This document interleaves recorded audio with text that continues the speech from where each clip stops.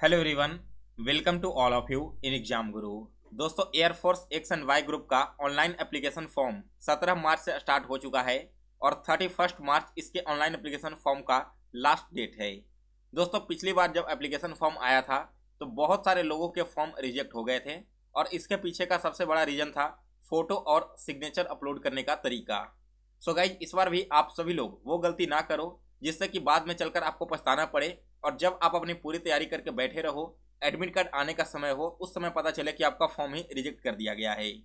So guys, photo upload करने से पहले आपको कौन कौन सी बातों का ध्यान रखना है, इसके अलावा जब फॉर्म फिल करोगे तो उस समय कौन कौन से डॉक्यूमेंट्स लगेंगे, किस प्रकार से आप सभी को फोटो सिग्नेचर एंड उन डॉक्यूमेंट्स को रेडी करना है और कैसे अपलोड करना है, वो कंप्लीट स्टेप इस वीडियो में बताने वाला हूँ। तो वीडियो को लास्ट तक जरूर देखें। और गाइज, अगर आपने अभी तक एग्जाम गुरु चैनल को सब्सक्राइब नहीं किया है तो इसे सब्सक्राइब कर इसके बेल नोटिफिकेशन को ऑन कर लें, क्योंकि दोस्तों यहाँ पर आपको air force X and Y group exam से रिलेटेड सारे ऑथेंटिक इन्फॉर्मेशन सबसे पहले दी जाती है। चलिए दोस्तों, आज का वीडियो स्टार्ट करते हैं। सो पहले आप देखो कि आपके कौन कौन से इंपॉर्टेंट डॉक्यूमेंट्स लगेंगे फॉर्म को फिल करते समय। दोस्तों, आपके पहला डॉक्यूमेंट है क्लास 10th का पासिंग सर्टिफिकेट। ध्यान देना, यहाँ पर मैं मार्कशीट की बात नहीं कर रहा हूँ, पासिंग सर्टिफिकेट की, जो कि दोनों अलग अलग होती हैं। अब वैसे कैंडिडेट जिन्होंने अपना 10 क्लास सीबीएसई से पास किया था, हो सकता है कि आपके पास एक ही सर्टिफिकेट हो और वही आपका पासिंग सर्टिफिकेट एंड मार्कशीट दोनों हो, तो उस कंडीशन में तो आप वही अपलोड कर दोगे। लेकिन जो स्टेट बोर्ड वाले स्टूडेंट हैं, चाहे वो बिहार बोर्ड के हों, यूपी बोर्ड के हों या फिर किसी भी और स्टेट के बोर्ड के हों, तो उनका मार्कशीट अलग होगा और पासिंग सर्टिफिकेट अलग होगा।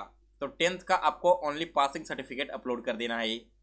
फिर 10+2 का मार्कशीट अपलोड करना है। और दोस्तों, ये दोनों के दोनों फाइल जो आप अपलोड करने वाले हो ना, ये अपलोड करोगे जेपीजी फॉर्म में। इससे पहले क्या होता था कि एयरफोर्स में पीडीएफ के फॉर्मेट में आपके सारे डॉक्यूमेंट्स अपलोड करवाए जाते थे, लेकिन इस बार से जेपीईजी फॉर्मेट में अपलोड करना है। और इसका साइज दोस्तों मिनिमम 50 के भी होना चाहिए और मैक्सिमम साइज 150 के भी होना चाहिए। अभी साइज को कैसे आप कम या ज़्यादा कर सकते हो वो मैं आपको आगे वीडियो में बताऊंगा। बात करते हैं इसके बाद फोटो की। तो दोस्तों, फोटो कैसे आपको अपलोड करना है। सबसे पहले passport size recent colour photograph taken not before January 2023, यानी कि दोस्तों जो फोटो आप अपलोड करने वाले हो वो जनवरी 2023 से पहले का लिया हुआ नहीं रहना चाहिए और उस फोटो का साइज 10 KB से लेकर 50 KB के बीच में होना चाहिए। पोर्ट्रेट फोटो होना चाहिए और लाइट बैकग्राउंड होना चाहिए without head gear except for Sikhs, यानी कि दोस्तों वैसे कैंडिडेट जो सिख हैं वे तो पगड़ी पहनकर फोटो खिंचवा सकते हैं, लेकिन इसके अलावा बाकी चाहे आप किसी भी धर्म से रिलेटेड हो, आपके सर पर किसी भी प्रकार की पगड़ी टोपी वगैरह नहीं होनी चाहिए, या फिर आप ऐसा ना हो कि चश्मा लगाकर फोटो खिंचवा लो और वही अपलोड कर देना। तो इन सब चीज़ों को आपको ध्यान देना है, अदरवाइज आपके फोटो रिजेक्ट यहाँ पर हो जाएंगे। फिर इसके बाद दोस्तों, जब आप फोटो को खिंचवा रहे होगे ना, तो आपके हाथ में एक ब्लैक स्लेट होना चाहिए। मैं आपको अभी बिल्कुल रियल एग्जाम्पल दिखाऊंगा कैसा फोटो मैंने अपलोड किया है। ब्लैक स्लेट पर आपके इस प्रकार से चेस्ट में रखे हुए रहना चाहिए और उस पर आपके name and date of photo taken लिखा होना चाहिए कैपिटल लेटर में। समझ में आ गया यहाँ पर बात। और दोस्तों, जो फोटो आप अपलोड करोगे ना, यही फोटो आप अपने पास सेव करके भी रख लेना, क्योंकि आगे जब तक आपके फाइनल सिलेक्शन नहीं हो जाते हैं इस फोटो को अलग अलग जगह पर डिमांड किया जाएगा। इसके अलावा चौथा डॉक्यूमेंट है candidates left hand thumb impression image. इसका साइज भी 10 KB से लेकर 50 KB के बीच ही होना चाहिए। अब दोस्तों, लेफ्ट थंब इम्प्रेशन आप कैसे लोगे, तो आप सभी के घर में स्टाम्प पैड होगा, उस स्टाम्प पैड का यूज करके आप सभी लोग अपना लेफ्ट हैंड का थंब इम्प्रेशन निकाल लेना। फिर इसके बाद है कैंडिडेट सिग्नेचर।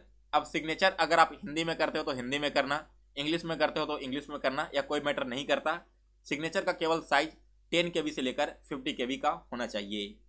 फिर इसके बाद वैसे कैंडिडेट जिनका एज अभी 18 ईयर्स कंप्लीट नहीं हुआ है, तो उन्हें फॉर्म फिल करते समय अपने पेरेंट्स का भी सिग्नेचर अपलोड करना होगा, जिसमें आप फादर या मदर का कर सकते हो, और अगर ये दोनों करेंटली अवेलेबल नहीं है वहाँ पर तो किसी भी गार्जियन का सिग्नेचर आप अपलोड कर सकते हो। ये थे दोस्तों आपके टोटल 6 डॉक्यूमेंट्स। बात करते हैं फोटोग्राफ की। तो देखिए, बिल्कुल इसी प्रकार का फोटो आप सभी को अपलोड करना है। आप यहाँ पर देख सकते हो, बैकग्राउंड आपका लाइट कलर का होना चाहिए। लाइट कलर कहने का मतलब है दोस्तों कि या तो यह व्हाइट हो या ब्लू हो, कोई भी ऐसा कलर होना चाहिए जो बिल्कुल लाइट हो, चमकने में हो। जैसे यहाँ पर अगर आप ब्लैक कर दोगे ना तो आपका फोटो ही ना पता चलेगा। तो इस प्रकार से आपको यहाँ पर बैकग्राउंड को ध्यान रखना है। फोटो खिंचवाते समय अपने चेस्ट के पास इस प्रकार से एक स्लेट पकड़ लेना है हाथ में, और इस स्लेट पर 2 चीज़ें लिखनी है। ऊपर में आपको अपना नेम लिखना होगा कैपिटल लेटर में, कहीं पर भी आपको स्मॉल लेटर का यूज नहीं करना। और इसके नीचे में डेट ऑफ फोटो इस प्रकार से देखिए DOP कर देना, और फिर जिस डेट में भी आपने फोटो लिया है उस डेट को आप यहाँ पर मेंशन कर देना। अब दोस्तों डेट कौन सा मेंशन करोगे, तो आपका फोटो जो है वो जनवरी 2023 के पहले का नहीं होना चाहिए। तो आप अभी नया फोटो खिंचवाने जाओगे, सिंपली यहाँ पर जो आपका डेट है ना वो फरवरी का डाल देना, आपका सारा लफड़ा यहाँ पर सॉल्व हो जाएगा, कोई भी प्रॉब्लम आगे चल के नहीं होने वाली है। तो फोटो आप सभी को समझ में आ गया कैसा अपलोड करना है। फोटो अपलोड करने के साथ ही दोस्तों एक चीज का आप लोग को और ध्यान देना होगा। ध्यान किस चीज का देना है, तो देखिए जब आप फोटो बनाने के बाद अपलोड करने जाओगे ना, तो फोटो को passport_ फोटोग्राफ करके रीनेम कर लेना। अगर आप इसे रीनेम नहीं करोगे तो आपका फोटो अपलोड नहीं होगा। रीनेम करने का मतलब क्या है दोस्तों, देखिए मैं आपको यहाँ पर दिखा देता हूँ। जैसे मान लो ये फोटो है मैट्रिक के नाम से ना, तो इसे मैंने आपको रीनेम करने के लिए कहा कैसे, _ इस प्रकार से करके, ठीक है। तो समझ में आपको आ गया कैसे रीनेम करना है। वैसे ही आपको अपना फोटोग्राफ को रीनेम कर लेना है।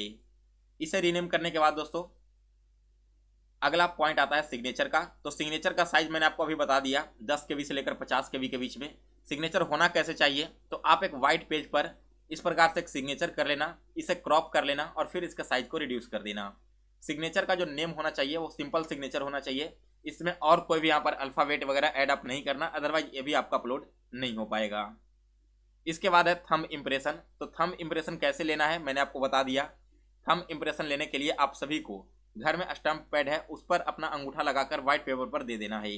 और थंब इम्प्रेशन कौन सा देना है दोस्तों, तो लेफ्ट थंब इम्प्रेशन देना है, इस बात का भी आप लोग ध्यान रखना, अदरवाइज गलती से कोई राइट थंब इम्प्रेशन ना अपलोड कर देना।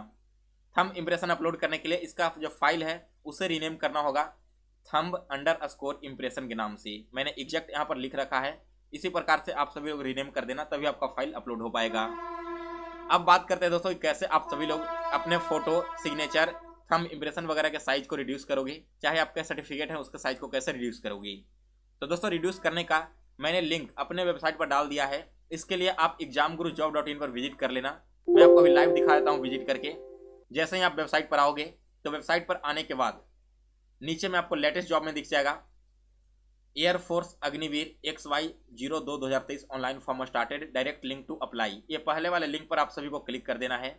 इसके बाद एयरफोर्स वाई ग्रुप का कंप्लीट डिटेल्स यहाँ पर ओपन हो जाएगा।